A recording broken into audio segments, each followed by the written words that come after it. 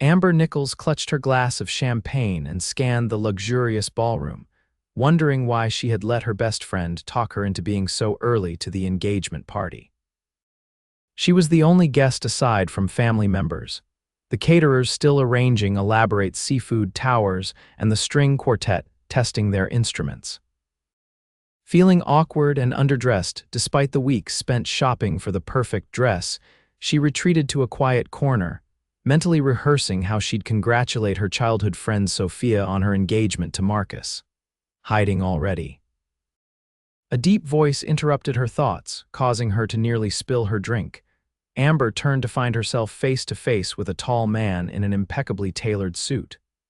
His eyes were a striking blue against his tanned skin, and his smile revealed perfect white teeth. Something about his presence commanded attention, though he wasn't being particularly loud or flashy. "I'm not hiding," she said defensively. "I'm strategically positioning myself," he laughed, the sound warm and genuine. "That's a diplomatic way of putting it. I'm Wesley Barrett." "I assume you're a friend of Sophia's, Amber Nichols. We've been friends since elementary school." She extended her hand, which he shook firmly. His hand was warm and callous, not what she expected from a man in such an expensive suit. "And you, Marcus's best friend," he replied. Also known as the reluctant best man who arrived embarrassingly early to make sure everything was perfect, Amber relaxed slightly. "So we're both overachievers when it comes to punctuality, guilty as charged." His gaze lingered on her face a moment longer than casual conversation warranted. "Since we're the only non-staff, non-family members here, would you like to join forces? I've been told the gardens are spectacular." Something about his directness was refreshing. Most men Amber met either played games or were intimidated by her career as a criminal defense attorney. "Lead the way," she said, surprising herself with how quickly she agreed. Wesley guided her through French doors onto a terrace that overlooked meticulously manicured gardens. The venue, an historic estate outside Boston, had been renovated to maintain its classical charm while adding modern luxuries. "So," Amber said as they strolled down stone steps toward a rose garden, "how did you and Marcus become friends?" "College roommates," Wesley replied. "Princeton." "He was studying architecture, I was in business. We've been through a lot together." "Like what?" Amber asked, genuinely curious. Wesley paused beside a fountain. "Like the time he talked me out of dropping out during my second year. My father had just died, and I was ready to abandon everything to take over the family business." "I'm sorry about your father," Amber said softly. "Did you end up dropping out?" "No, Marcus convinced me to finish my degree while learning the business on weekends and breaks. It was the right call." His expression grew distant. "What about you and Sophia? Elementary school friends must have some good stories." Amber laughed. "Too many. Like the time we decided to cut each other's hair before school pictures in 4th grade. My mother still displays that photo to remind me of my poor life choices." Their conversation flowed easily as they walked through the gardens. Wesley was attentive and asked thoughtful questions about her work and interests. He seemed particularly impressed when she mentioned winning a high-profile case the previous month. "A defense attorney," he mused. "That must be challenging." "Every day," she admitted. "People usually only see the getting criminals off part, not the ensuring constitutional rights part." "I admire that," Wesley said sincerely. "Standing up for something you believe in despite public opinion." As they circled back toward the venue, Amber realized an hour had passed in what felt like minutes. Other guests had begun to arrive, filtering into the ballroom in elegant attire. "I should probably go find Sophia," Amber said reluctantly. "And I should check on Marcus. He gets nervous at these things." Wesley hesitated. "Save me a dance later, I'd like that," Amber replied, surprised by how much she meant it. The engagement party transformed into a glittering affair as Boston's elite filled the ballroom. Amber found herself watching Wesley throughout the evening. He moved with confidence among the guests, but unlike many of the wealthy attendees, he listened more than he spoke. During dinner, they were seated at opposite ends of the long table, but she occasionally caught him looking in her direction. When their eyes met, Neither looked away immediately, and Amber felt a flutter of something she hadn't experienced in years. After the meal, as guests mingled and the band played, Sophia pulled Amber aside, her eyes sparkling with excitement. "I see you've met Wesley," Sophia said with a knowing smile. "He seems nice," Amber replied noncommittally. Sophia raised an eyebrow. "Nice? Wesley Barrett is more than nice. He's one of the most eligible bachelors in Boston." "What does that mean exactly?" Amber asked. "It means," Sophia lowered her voice dramatically, "that he inherited Barrett Shipping when he was 23 and turned it into Barrett Global. The man's worth billions, Amber, billions with a B." Amber blinked in surprise. "He never mentioned that." "Of course not. That's why everyone loves him. He's loaded but doesn't act like it." Sophia squeezed her friend's arm. "And I saw how he looked at you during dinner." "I've known Wesley for 3 years, and I've never seen him look at anyone like that." Before Amber could respond, Sophia was whisked away by her future mother-in-law, leaving Amber to process this new information. Wesley wasn't just wealthy, he was in another stratosphere of wealth entirely. It explained the perfectly tailored suit and the easy confidence, but not the calloused hands or the genuine way he'd listened to her stories. As the band shifted to a slower tune, Wesley appeared at her side. "I believe you promised me a dance." Amber smiled, trying to act normal despite her new knowledge. "I did, didn't I?" On the dance floor, Wesley held her with just the right balance of closeness and respect. His hand on the small of her back was warm and steady. "You're a good dancer," she noted. "My mother insisted on lessons," he replied.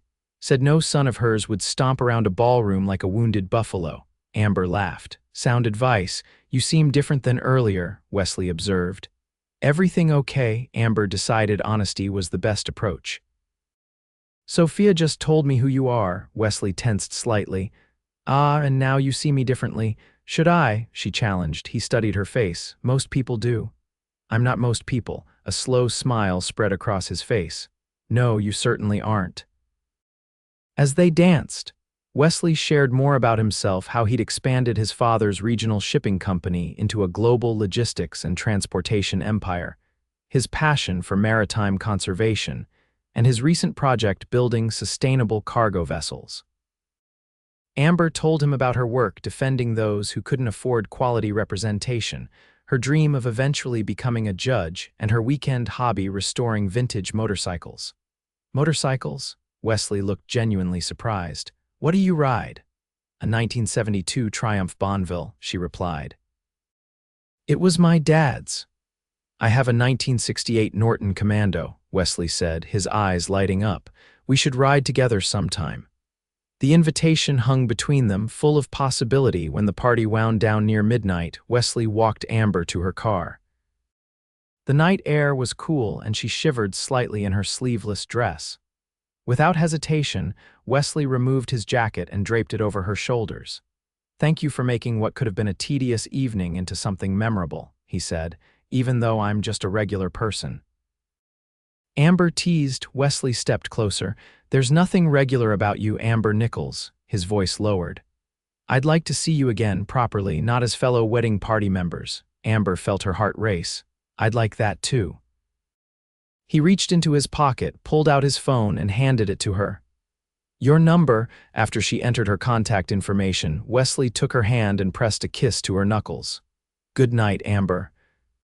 She drove home in a daze, his jacket still around her shoulders, the scent of his cologne lingering. It wasn't until she was hanging it in her closet that she noticed the small card that had fallen from the pocket.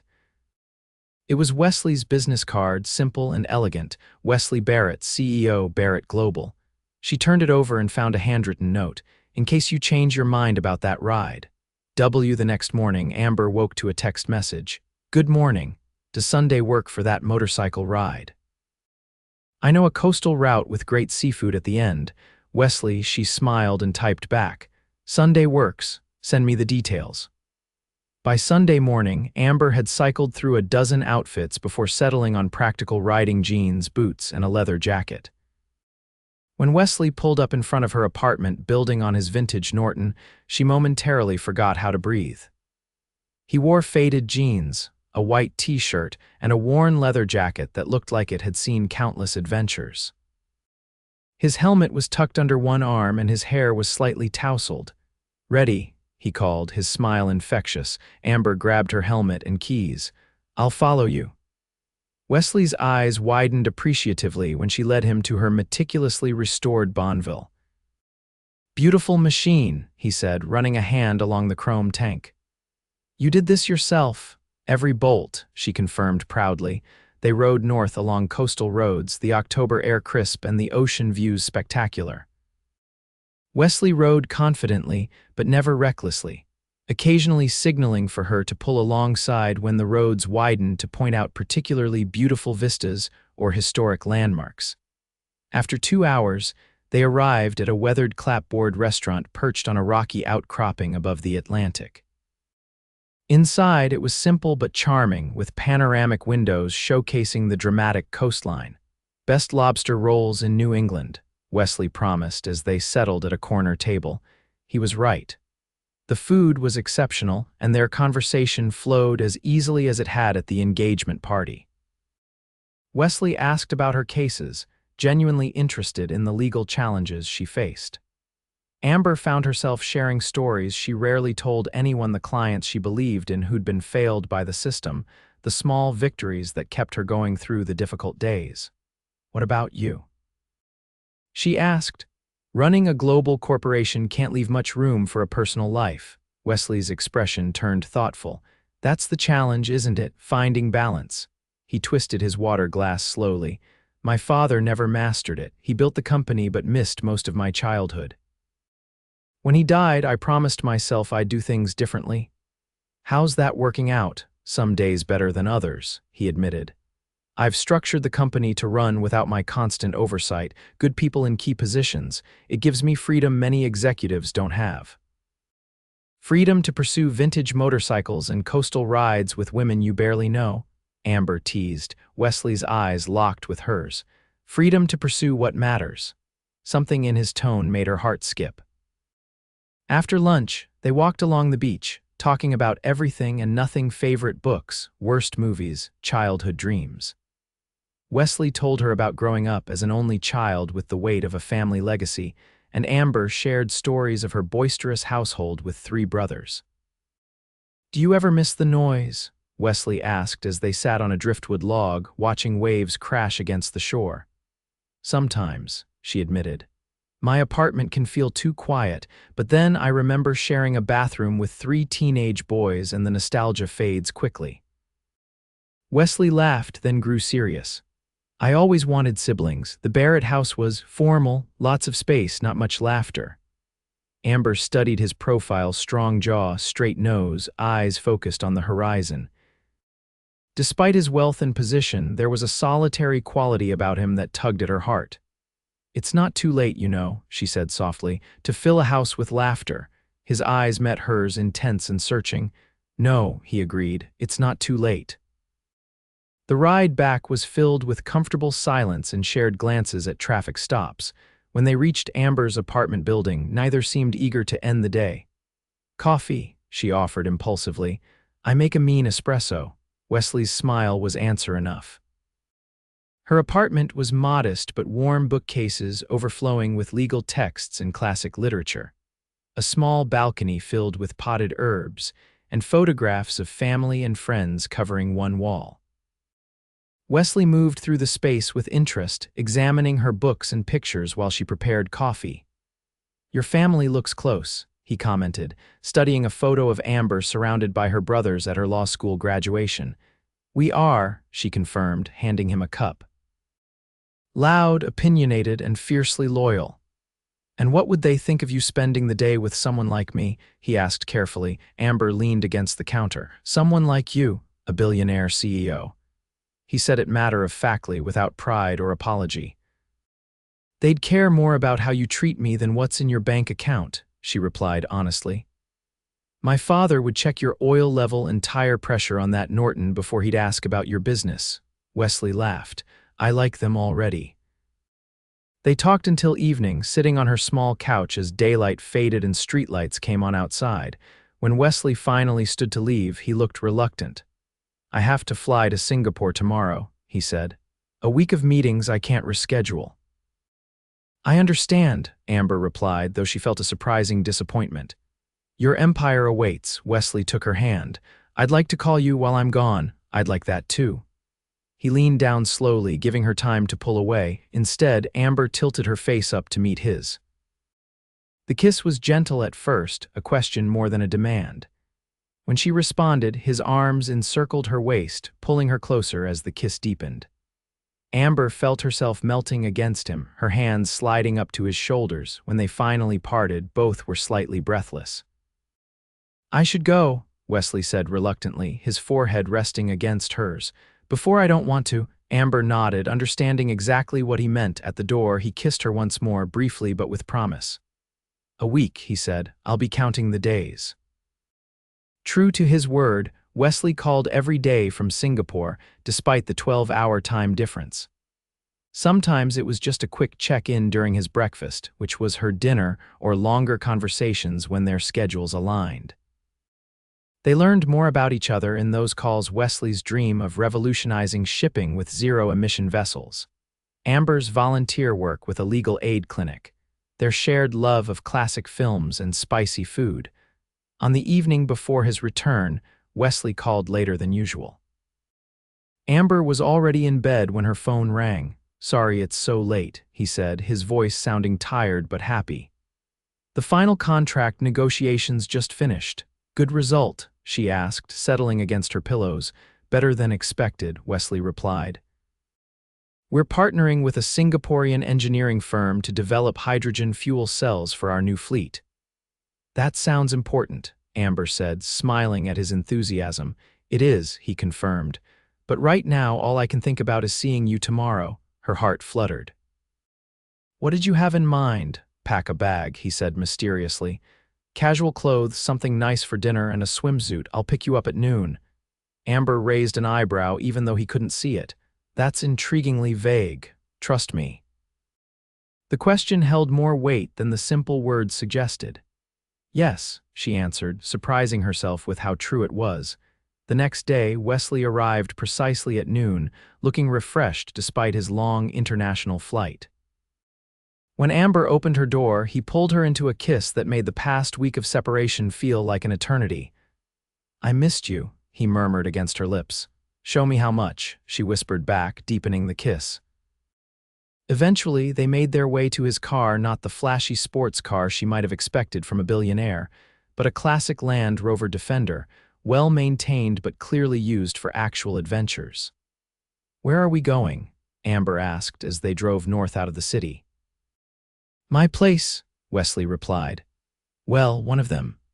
2 hours later, they turned onto a private drive that wound through dense pine forest before opening to reveal a stunning contemporary home perched on a rocky promontory overlooking the Atlantic. Floor-to-ceiling windows captured the panoramic ocean views, while the architecture wood, stone, and glass blended harmoniously with the natural surroundings. Wesley, Amber breathed as they stepped inside. This is incredible. He watched her reaction with evident pleasure. It's my favorite place, designed it myself, actually. You designed this? Amber turned to him in surprise. Wesley shrugged, looking almost embarrassed. Architecture was always a hobby. Marcus helped with the technical aspects. The interior was warm and inviting despite the grand-scale, comfortable furniture, local artwork, and shelves filled with books and nautical artifacts. It felt lived in, personal, not like a showplace. Wesley gave her a tour, explaining how he'd oriented the house to maximize natural light and ocean views while minimizing environmental impact. The property was completely self-sufficient, with solar panels, a wind turbine disguised as a decorative windmill, and a sophisticated water recycling system.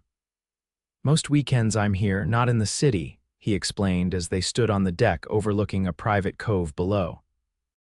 It helps me remember what I'm working for. And what is that? Amber asked quietly. Wesley turned to face her, his expression open and vulnerable. A life that matters, connection, purpose. His eyes held hers. Someone to share it with. The moment hung between them, charged with possibility. Wesley cleared his throat. Hungry, I thought we could have lunch, then walk down to the cove. The afternoon unfolded in a comfortable rhythm. They prepared lunch together in the gourmet kitchen, then changed into swimwear and hiked down a private path to the secluded cove. The October water was too cold for more than wading, but they walked along the shore collecting interesting shells and talking about Wesley's trip and Amber's week in court. As the sun began to lower toward the horizon, they returned to the house and settled on the deck with glasses of wine. Amber felt a contentment she hadn't experienced in years, maybe ever. "Penny for your thoughts," Wesley said, watching her face. "I was just thinking how easy this feels," she admitted, "being here with you." Wesley smiled softly. "I know, it's unexpected, in a good way," Amber asked. "In the best way." He reached for her hand. "The past week in Singapore, all I could think about was getting back here, to you. It's never been like that before. Because of your work, partly," he acknowledged, "but mostly because I've never met anyone who makes me want to rush home." Amber's heart raced, and now Wesley leaned closer. "Now I'm wondering if you'd like to stay the weekend. I can drive you back Sunday evening or Monday morning if your schedule allows." "I'd like that," Amber said, leaning in to kiss him. The kiss quickly intensified, weeks of building attraction igniting into something neither could deny. Wesley pulled back slightly, his breathing uneven. "Dinner reservations are in an hour," he said reluctantly. Amber smiled, feeling bold and desired. "We could cancel." Wesley's eyes darkened. "Are you sure?" In answer, Amber stood and took his hand, leading him inside. In the master bedroom, with its panoramic ocean view, they came together with a passion that felt both urgent and inevitable. Wesley's touch was confident but tender, discovering what pleased her with attentive care. When they finally lay tangled in the sheets, watching the stars emerge over the Atlantic, Amber felt as though something fundamental had shifted in her world. "What are you thinking?" Wesley whispered, stroking her hair. "That I never expected this," she answered honestly. "You, this place, any of it?" "Regrets." She turned to face him. "Not one." Over the next few months, their relationship deepened and expanded. Weekends at the coastal house became a regular occurrence. During the week, they carved out time despite their demanding schedules, quick lunches when possible, late dinners after Amber's court sessions, early breakfasts before Wesley's morning meetings. They became part of each other's lives in meaningful ways. Wesley attended a charity fundraiser for Amber's legal aid clinic, anonymously matching all donations. Amber accompanied him to a maritime conservation gala, impressing his business associates with her sharp intellect and genuine interest in sustainable shipping practices. They also spent time with Sophia and Marcus, the four often meeting for dinner or weekend outings. Watching her best friend with Wesley, Sophia pulled Amber aside one evening.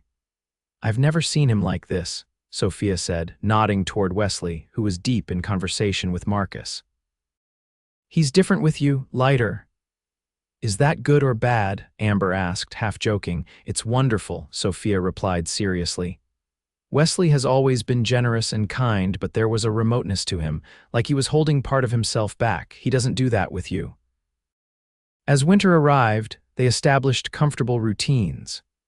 Wesley kept clothes at Amber's apartment for impromptu overnight stays, and she had a dedicated closet at both his city penthouse and the coastal home. In December, as Sophia and Marcus's wedding approached, Wesley invited Amber to join him for Christmas at the coastal house. "My mother will be there too," he added somewhat nervously as they prepared dinner in Amber's kitchen. "She's flying in from London." Amber looked up from chopping vegetables. "You want me to meet your mother?" "Very much," Wesley confirmed. "She's been curious about the woman who has her son calling her at odd hours to cancel long-standing holiday traditions. Meeting Wesley Barrett was initially intimidating. The elegant, silver-haired woman arrived with the practiced ease of someone accustomed to moving between multiple international residences. Her British accent had softened from years living abroad, but her manners remained impeccably formal. Within hours, however, Amber discovered the warmth beneath the polished exterior. Wesley was sharp-witted and observant, with the same intensity of focus Wesley often displayed.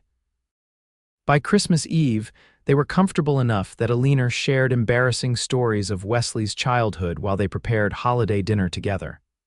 "He was always so serious," Eleanor said, rolling out pastry dough for a traditional mince pie, "even as a small boy. His father would give him little problems to solve logistical puzzles, shipping routes, and Wesley would concentrate with such determination. He still gets that look," Amber noted fondly.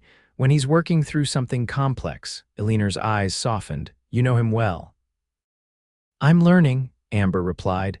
Later, after Eleanor had retired for the evening, Wesley and Amber sat before the fireplace, watching flames dance while snow fell outside the floor-to-ceiling windows. "Thank you for this weekend," Wesley said, his arm around her shoulders. "My mother adores you." "I like her too," Amber replied, resting her head on his shoulder. "She raised an exceptional son." Wesley was quiet for a moment. "I've been thinking about the future, our future." Amber's heart skipped. "Oh. These past months have been the happiest of my life," he continued, shifting to face her. "Being with you, building something together, it feels right in a way nothing else ever has." "I feel the same way," Amber admitted. Wesley took her hand. "Move in with me. Here, the penthouse, wherever you want. I just want to wake up with you every day, not just when our schedules allow." Amber felt a surge of emotion. "Are you sure? It's a big step." "I've never been more certain of anything," Wesley said firmly. "Then yes," Amber smiled, leaning forward to kiss him. Yes, the week between Christmas and New Year's was spent planning their transition to living together. They decided Amber would keep her apartment until her lease ended in March, but would begin moving essential items to Wesley's penthouse, which was closer to the courthouse where she worked most days. Weekends would be spent at the coastal home whenever possible. January brought Sophia and Marcus's wedding, where Amber and Wesley performed their duties as maid of honor and best man. During the reception, as they danced beneath crystal chandeliers, Amber couldn't help but reflect on how much had changed since the engagement party where they'd first met. "What are you smiling about?" Wesley asked, pulling her closer. "Just thinking about that first night," she replied, "when I had no idea who you were." "And now," Amber looked up at him. "Now I know exactly who you are, Wesley Barrett, and I love who you are." His eyes widened slightly. It was the first time either had said the words.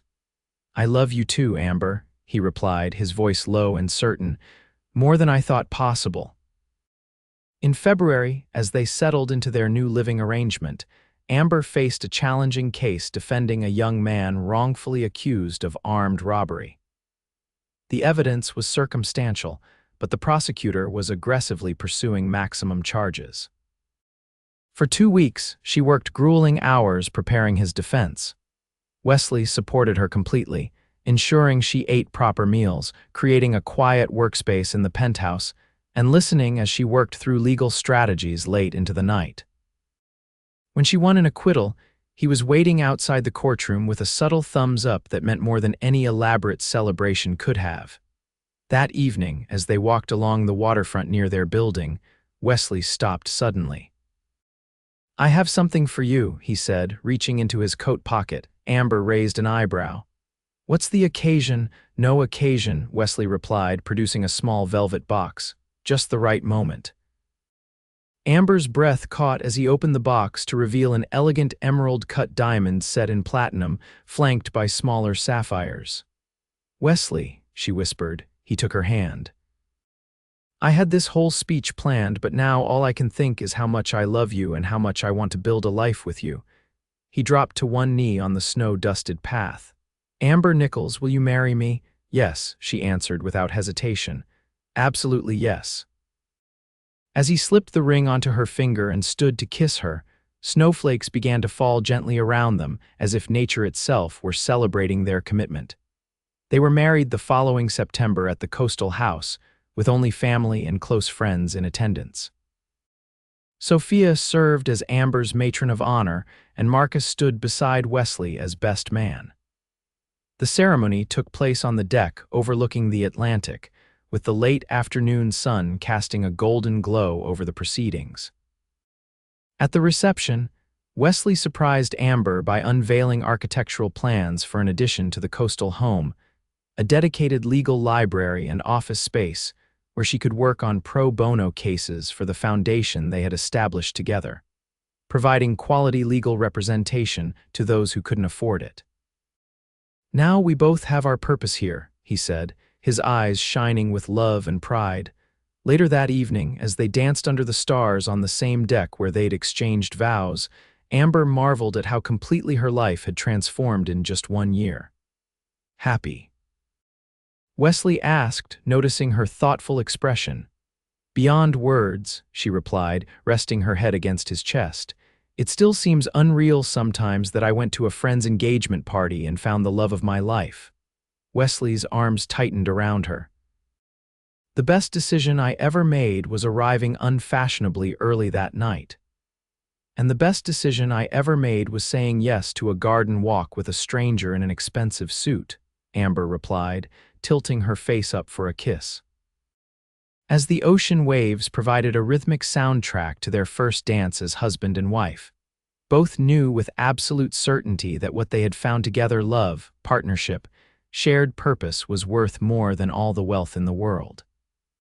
Their journey had begun with a chance meeting, but their future would be built on the strongest foundation of all: two hearts completely and irrevocably in love.